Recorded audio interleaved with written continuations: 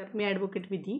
तर आपण इथून मागे या चॅनलवर बरेचसे व्हिडिओज अपलोड केलेले आहेत. पती-पत्नी रिलेटेड असतील, आरोपींचे अधिकार असतील, महिलांचे अधिकार असतील, पती-पत्नीमधले वाद असतील किंवा पोटगी आपण कशी मिळवावी किंवा पोटगी आपण कशी टाळू शकतो, याबद्दल बरेचसे व्हिडिओज, कॉल रेकॉर्डिंग कसं कोर्टामध्ये लिगली प्रूफ करावं, हे आपण बरेचसे व्हिडिओज असे आपण आपल्या चॅनलवर अपलोड केलेले आहेत. अगदी सामान्य भाषेत सर्व लोकांना सामान्य लोकांनाही कळेल अशा भाषेत आपण या चॅनलवर कायदेशीर व्हिडिओ अपलोड केलेले आहेत. जर आपण ते पाहिले नसतील तर पहा. मग आपल्या नातेवाईकांना जर त्याची गरज असेल तर त्यांना शेअर करा, म्हणजे कायदेशीर ज्ञान अगदी सोप्या भाषेत आपल्याला या चॅनलवर पाहायला मिळेल. तर आज आपण या व्हिडिओच्या माध्यमातून पाहणार आहोत की अटक वॉरंट रद्द कसे करावे. जर आपल्या विरुद्ध जर एखादं न्यायालयाने अटक वॉरंट जर काढलेलं असेल तर ते आपण रद्द कसे करावे हे आज आपण या व्हिडिओच्या माध्यमातून पाहणार आहोत. न्यायालयात अटक वॉरंट न्यायालय कधी काढते आपल्या विरोधात अटक वॉरंट? तर एखाद्या व्यक्तीला न्यायालयाने विशिष्ट तारखेला जर हजर कोर्टात राहण्यासाठी सांगितलेले जाते, परंतु ती व्यक्ती त्या तारखेला गैरहजर राहिली असेल किंवा मग एखादी केस चालू असेल आपली आणि जर न्यायालयाने आपल्याला जर एखाद्या तारखेला जर हजर राहण्यासाठी सांगितलेले असेल कोर्टामध्ये व वारंवार जर आपण त्या तारखांना जर कोर्टाने दिलेल्या तारखांना जर आपण हजर राहत नसू तर न्यायालयाला अथॉरिटी आहे की ते आपल्या विरुद्ध अटक वॉरंट हे काढू शकतात.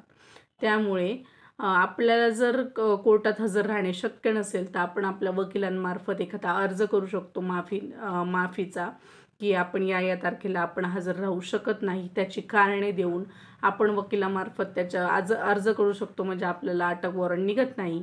पण जर आपण अर्ज केला नाही व वकिलांमार्फत कोर्टाला सांगितलेलं नाही की आपण हजर का नाही राहते, तर न्यायालयाला अधिकार आहे की तुम्ही जर वारंवार तारखांना जर हजर नसेल राहत किंवा एखाद्या न्यायालयाने तुम्हाला सांगितलेलं असेल की या तारखेला तुम्ही कोर्टामध्ये हजर पाहिजे, तर तुम्ही जर त्या तारखेला हजर नसेल राहत किंवा वकिलांमार्फत एखादा तुम्ही का नाही हजर ह्याचं कारण नाही दिलं तर कोर्टाला अशा अथॉरिटी आहे की ते एखाद्या व्यक्तीविरुद्ध जी कोर्टात हजर राहत नाही आहे त्याच्याविरुद्ध अटक वॉरंट इश्यू करू शकते.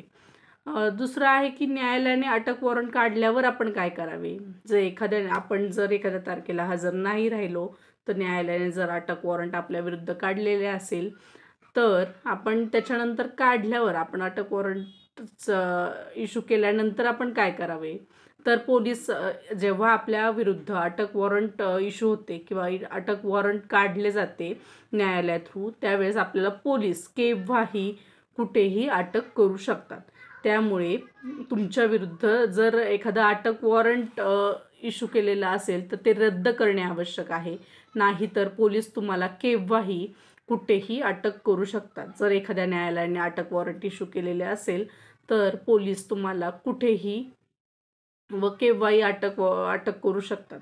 त्यामुळे कोर्टात जाऊन ते अटक वॉरंट रद्द करणे हे तितकेच आवश्यक आहे. जर आपण ते रद्द करून घेतले तरच आपल्याला पोलीस अटक करू शकणार नाहीत, नाहीतर पोलिसांना अधिकार आहे की ते तुम्हाला केव्हाही अटक करू शकतात. जर आपल्याला अटक वॉरंट जर इश्यू झालेला असेल तर त्याच्यानंतर आपण आपल्या पहिलं वकिलांशी बोलणे गरजेचं आहे. त्यांना सर्व माहिती देणे गरजेचे आहे की मला असं अटक वॉरंट आलेलं आहे व आपल्या वकिलांशी संपर्क करावा व आपल्या विरुद्ध अटक वॉरंट जारी झालेले आहे हे त्यांना सांगावे व त्यांना पूर्ण कल्पना द्यावी की असं अटक वॉरंट माझ्या विरुद्ध जारी झालेलं आहे, मी या तारखेला हजर नव्हतो, हे आपल्या वकिलांना सांगून न्यायालयात जाऊन म्हणजे आपण वकिला सांगून त्याच्यानंतर आपण वकिलांमार्फत न्यायालयात अर्ज करून विनंती करू शकता की अटक वॉरंट रद्द करावे. मी या कारणांमुळे हजर राहू शकलो नाही व माझ्याकडे जे माझ्या विरोधात जे तुम्ही अटक वॉरंट इश्यू केलेले आहे ते रद्द करावे अशी तुम्ही अर्जाद्वारे वकिलांमार्फत विनंती करू शकता. न्यायालयाच्या विवेकानुसार सदरचा अटक वॉरंट रद्द करून त्या व्यक्तीला काही दंड लावून, जसे की 100 रुपये असतील, 200 रुपये असतील, 300 रुपये असतील, असा दंड लावून न्यायालयात ते भरण्यास सांगू शकतात व सदरचा दंड भरल्यानंतर तुमच्या विरोधात झालेला सदरचा आदेश रद्द करू शकतात. मग ज्यावेळेस तुम्ही वकिलांमार्फत अर्ज कराल की माझा अटक वॉरंट रद्द करा, त्याच्यानंतर तुम्हाला न्यायालय काही मिनिमम अमाऊंट तुम्हाला न्यायालयात पेड करायला सांगू शकते. म्हणजे दंड म्हणून की तुम्ही न्यायालयात हजर नाही राहिला, जसे की 100 रुपये असतील, 200 रुपये असतील, 300 रुपये असतील, हे न्यायालयावर डिपेंड राहील. मग न्यायालय जे तुम्हाला दंड भरायला सांगू शकतात ते तुम्ही दंड भरून ते न्यायालयात दंड भरण्यास सांगू शकतात. आणि नंतर सदरचा तुम्ही दंड भरल्यानंतर न्यायालय तुमचे झालेला सदरचा आदेश हा रद्द करू शकतात. परंतु अटक वॉरंट रद्द करण्यासाठी आरोपी न्यायालयात हजर असणे आवश्यक आहे का? म्हणजे न्यायालयात तुमच्या विरोधात जर अटक वॉरंट निघालेला असेल तर त्यावेळी तुम्ही स्वतःच न्यायालयात हजर असणे आवश्यक आहे का? तर नाही.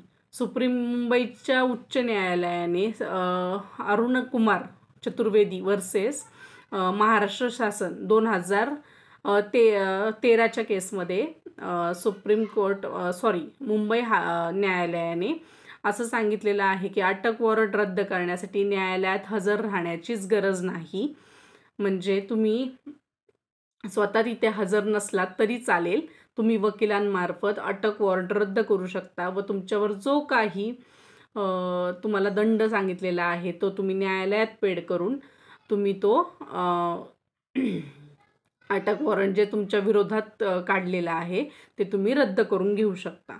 म्हणजे ज्यावेळेस अरुण कुमार चतुर्वेदी वर्सेस महाराष्ट्र राज्य शासन 2013च्या केसमध्ये मुंबई न्यायालयाने असं सांगितलं की मुंबई न्यायालयाने कनिष्ठ न्यायालयांना असं सांगितलं की जर अटक वॉरंट जर रद्द करायचं असेल तर त्या आरोपीने किंवा मग त्या व्यक्तीने तिथे हजर असणेच आवश्यक नाही. त्याच्यामुळे अटक वॉरंट रद्द करण्यासाठी न्यायालयात हजर असण्याचीच गरज नाही. तर आज आपण या व्हिडिओच्या माध्यमातून पाहिलं की न्यायालयात अटक वॉरंट कधी काढते किंवा न्यायालयात अटक वॉरंट काढल्यावर काय करावे, किंवा मग जर अटक वॉरंट तुमच्या विरोधात निघालंय ते रद्द करण्यासाठी तुम्हालाच न्यायालयात हजर राहणे आवश्यक आहे का? तर नाही. तुम्हाला न्यायालयात हजर राहण्याची गरज नाही. तुम्ही वकिलांमार्फत ते अटक वॉरंट रद्द करू शकता व न्यायालय तुम्हाला स्पेसिफिक एक दंड देऊन ते तुम्हाला दंड न्यायालयात भरायला सांगू शकतात व त्याच्यानंतर तुम्ही ते रद्द करू शकता. जर तुम्ही अटक वॉरंट रद्द केलं नाही तर पोलीस तुम्हाला केव्हाही आणि कुठेही अटक करू शकतात. त्यामुळे अटक वॉरंट हे रद्द करणे तितकेच गरजेचे आहे. जर तुम्हाला हा व्हिडिओ आवडला असेल तर लाईक करा, शेअर करा आणि सबस्क्राईब करा. धन्यवाद.